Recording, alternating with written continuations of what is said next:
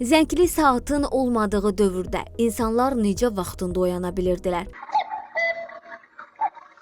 Sən demə o vaxtlar oyandırıcı deyilən peşə sahibləri varmış. İngiliscə knocker up deyə səslənirdi bu peşənin adı. 18-ci əsrin ikinci yarısından bəzi sənaye ölkələrində çox məşhurlaşmışdı. Oyandırıcılar səhər əsasən zavod və fabrik işçilərini oyadırdılar. 1787-ci ildə artıq zəngli saat düzəldilmişdi. Amma müəllif onu özü üçün hazırlamışdı və yalnız səhər saat 4-də zəng çalırdı. Zəngin vaxtını dəyişmək olmurdu. 60 il sonra zəngli saatın patenti alındı. Mağazalarda görünsə də qiyməti yüksək idi. Bu isə o demək idi ki, fəhlə sinfi üçün bu saatlar əlçatan deyildi. Ona görə də oyandırıcı peşəsi ölmədi. Onlar hər gün oyatdıqları adamdan pul alırdılar. İkinci mərtəbədə yaşayan müştərilərin pəncərəsini uzun bambuq ağacı ilə döyürdülər. Müştəri oyanıb pəncərədə görünürdü və beləcə onun oyandığına əmin olan oyandırıcı gedirdi. İlk baxışda asan görünə bilər, amma bu iş peşəkarlıq tələb eləyirdi. Oyatmalı olduğun adamın qonşularını narahat eləməməli idi.